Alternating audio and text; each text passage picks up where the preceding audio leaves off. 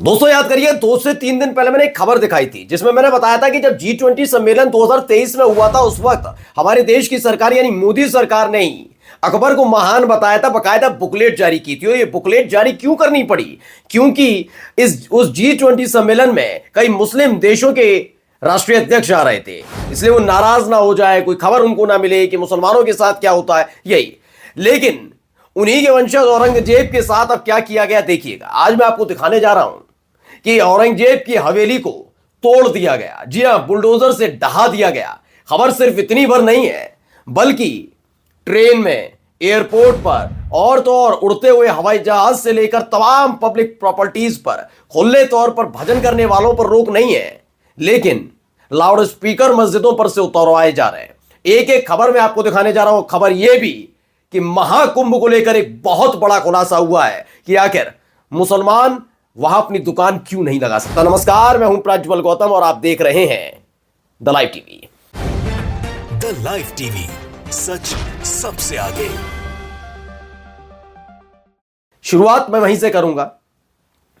अकबर, बाबर, तैमूरलंग, औरंगजेब, शाहजहां, इस सारे के सारे कभी भी देश के हित में काम नहीं करके गए। ताजमहल वगैरह तो इन लोगों ने बनवाया है, जो आजकल राष्ट्रभक्त बने हुए हैं ना और राष्ट्रवादी विचारधारा की गुणगान गाते हैं। लाल किला, ये सारे मॉन्यूमेंट्स जो सोचिए हमारे देश में, पूरे विश्व में जितने भी अजूबे हैं उसमें से एक ही अजूबा हमारे देश में है, वो है ताजमहल। और वो भी देन किसकी है सबको पता है, लेकिन उन्हीं से चिड़न है, पेट में मरोड़ है।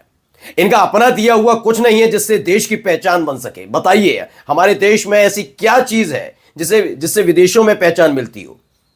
वो सिर्फ ताजमहल है। लेकिन उसके बावजूद देखिए ये उन्हीं को कोसते हैं, उन्हीं का नाम ले लेकर मुसलमानों को पानी पी पी कर कोसते हैं। और क्या हुआ जरा पढ़िए।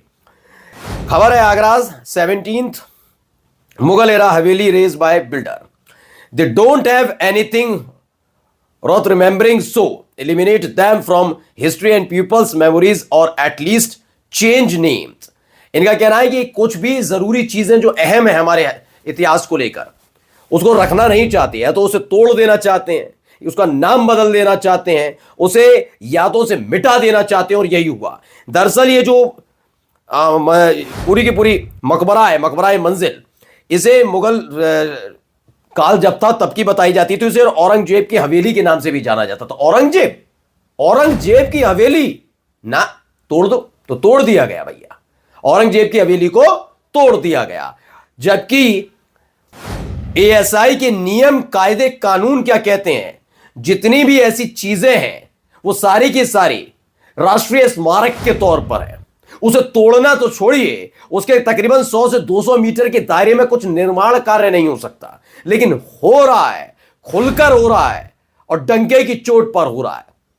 बस ये देखा जा रहा है कि वो जो स्मारक हैं, वो स्मारक किस धर्म से ताल्लुक रखते हैं। अगर है वो मुगल कालीन, तो उन्हें चुपके से तोड़ा जा रहा है। लाल किले या ताजमहल को लेकर तो कदम उठाएंगे तो हाहाकार मच जाएगा। तो छोटी छोटी जो चीजें हैं उन्हें धीरे धीरे ढहाया जा रहा है। उसका पहला नमूना आपके सामने मैंने रख दिया है। अब आइए दूसरी खबर। ऑल इंडिया मुस्लिम जमात का ये कहना है कि जो महाकुंभ होने जा रहा है, शुरुआत होने जा रही है उसकी, महाकुंभ की, उस महाकुंभ में दरअसल ये थोड़ी ना कि मैं खुद कहता हूं मुसलमान स्नान करने थोड़ी ना आएगा। यार कोई जानता मुसलमान स्नान करने नहीं आता है। लेकिन अभी एक है मनोज मुंतशिर साहब थे, वो बता रहे थे कि क्या मुसलमानों का कुंभ से क्या लेना, क्या इतिहास मानते हैं, क्या वो भगवान में है, क्या मूर्ति पूजक हैं। बात मूर्ति पूजा की नहीं है, वो उनका धर्म है, ये हमारा धर्म है। ये तो वही बात हो गई कि किसी चर्च के बाहर गलती से भी एक हिंदू व्यक्ति फूल की दुकान ना लगाए, कैंडल की दुकान ना लगाए। ये क्या मतलब वो अपना व्यापार करने की बात है ना। तो बात यह है कि क्या मुस्लिम दुकानदार वहां क्यों नहीं हो सकते? इस पर जवाब नहीं दे पाएंगे। वो कह रहे हैं कि वही दुकान लगाए जो जानता हो, जो मानता हो। ये थोड़ी ना होता है। तो फिर कैसा हमारा देश, सर्वधर्म संभाव वाला हमारा देश है? फिर कहां संविधान मानते हैं? मनोज मुंतशिर जैसे लोग हैं जो इसको बढ़ावा देते हैं। इसमें ही कहा गया है माननीय योगी आदित्यनाथ जी से कि आपको अवगत कराना चाहता हूं, मुझे सूत्रों से पता चला है कि महाकुंभ मेला प्रयागराज में कई सौ मुसलमानों का धर्मांतरण कराया जाएगा। आपके नेतृत्व वाली उत्तर प्रदेश सरकार में धर्मांतरण के खिलाफ कानून पास किया गया। अब ऐसी सूरत हाल में कुंभ मेले में मुसलमानों का धर्मांतरण कराया जाता है तो धर्मांतरण कानून के दायरे में आएगा और इससे देश व प्रदेश भर में तनाव फैलने की संभावना है, इसलिए धर्मांतरण कार्यक्रम पर रोक लगाई जाए। ये दावा किसने किया है? ऑल इंडिया मुस्लिम जमात बरेली से कहा गया है। अब इस पर कितना ध्यान दिया जाए, इस पर कितना छाती पीटू कार्यक्रम होगा, मैं तो कह रहा हूं ये तो बहुत सारे लोगों की कह रहे हैं। लेकिन अगर ये भी नहीं है, मैं मानता हूं ये भी नहीं है, एक दो लोग ही होते तो यकीन मानकर चलिए क्या हिंदूवादी संगठन इस पर छाती नहीं पीटता अगर खबर कहीं से आ जाए। ये तो बेवजह किसी के घर में घुसकर उसके खाने में क्या पक रहा है, वो क्या पढ़ रहा है, वो क्या देख रहा था, वो कैसे रंग के कपड़े पहन रहा है, उसको लेकर सवाल उठाते हैं। या तो धर्मांतरण का मसला है, लेकिन सब तरफ खामोशी है, किसी को फर्क नहीं पड़ रहा।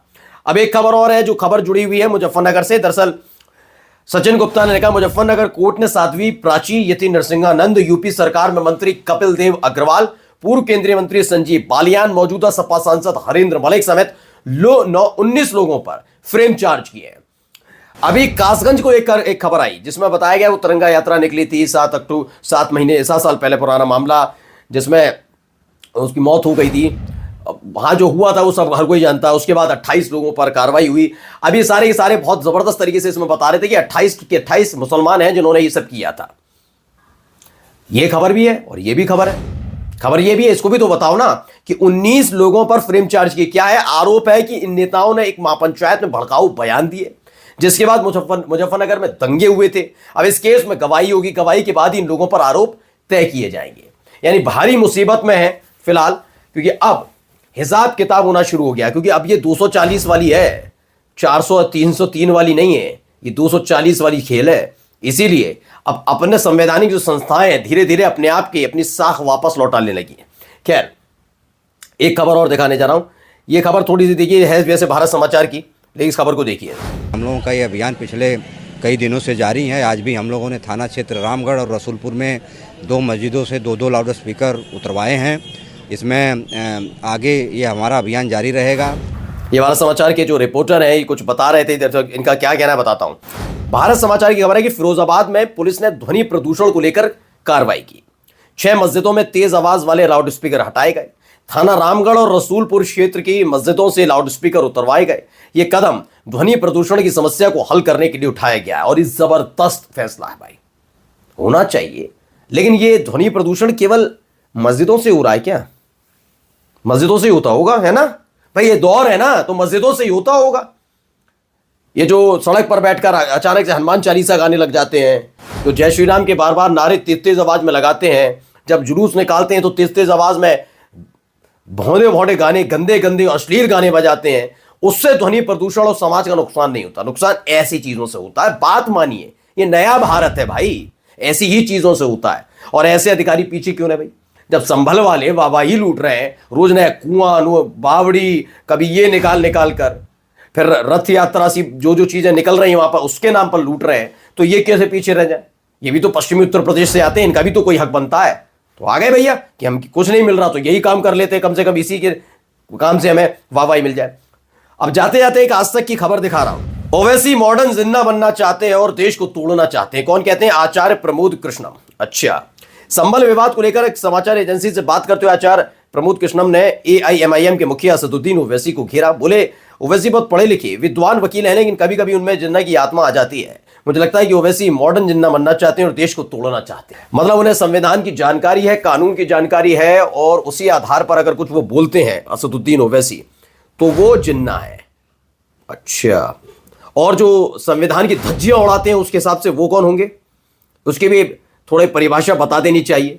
सोचिए, इस देश के अंदर संविधान और कानून के तहत बात करने वाले, मैं खुल के बोल रहा हूं, होंगे 30 मार्ग बड़े से बड़े, लेकिन असदुद्दीन ओवैसी के सामने बीजेपी छोड़िए कोई पार्टी का नेता नहीं बोल पाता। और तो बड़े बड़े एंकर, बड़े बड़े पत्रकार पूरी पोथी पतरा लाते भी है ना, असदुद्दीन ओवैसी एक एक आर्टिकल के हिसाब से सारी चीजें बता देते हैं, किसे कितना अधिकार, क्या क्या अधिकार मिला, कौन सा मामला कब का है, तभी पसीना पसीना हो जाते हैं। और सोचिए, आचार्य प्रमोद कृष्णम जैसे लोग जो खुद ही कभी यहां बोलते हैं कभी वहां बोलते हैं, राजनीतिक महत्वाकांक्षाएं पालकर बैठे रहते हैं, वो बता रहे हैं कि ओवैसी में जिन्ना की आत्मा है।